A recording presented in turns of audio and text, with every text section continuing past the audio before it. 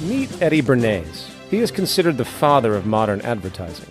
Most famous for turning the largely abhorred word propaganda into the fluffy, warm euphemism public relations, Bernays haphazardly took popular ideas from Freudian psychoanalysis and began to apply them to advertising campaigns. The idea was simple: link and exploit the very primitive social urges common to most humans, such as sexuality and status, to a product. Seems so much longer than last year. It is. Nearly 4 inches longer in some models. Oh.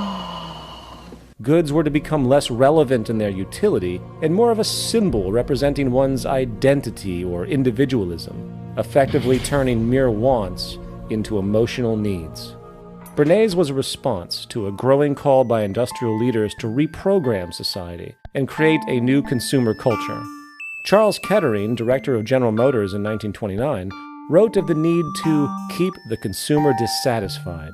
Wall Street banker Paul Mazur said, "We must shift America from a needs to a desires culture.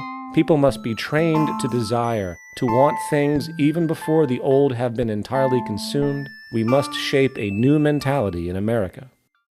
And it worked.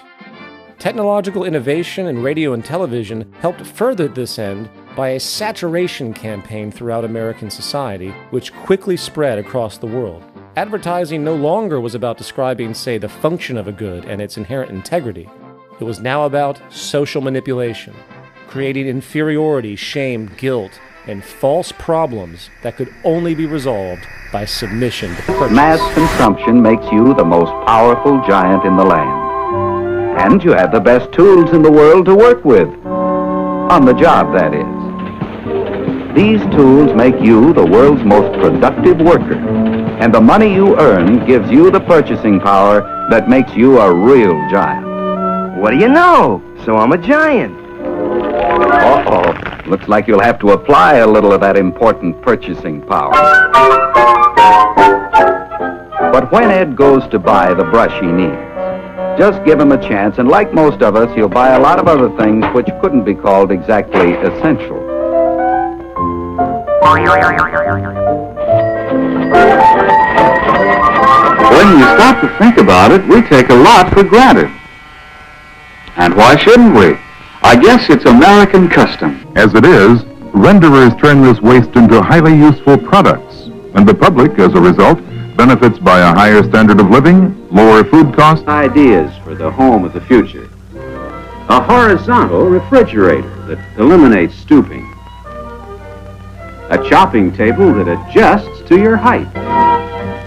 2 waist-high ovens with sliding glass doors are a part of the range. One a roasting oven, the other an electronic oven that will broil bacon in seconds, bake potatoes in 5 minutes, and roast a family turkey in only 3/4 of an hour. Refrigerator doors that open and close by push button. Kitchen cabinets electrically raised and lowered by a wave of the hand.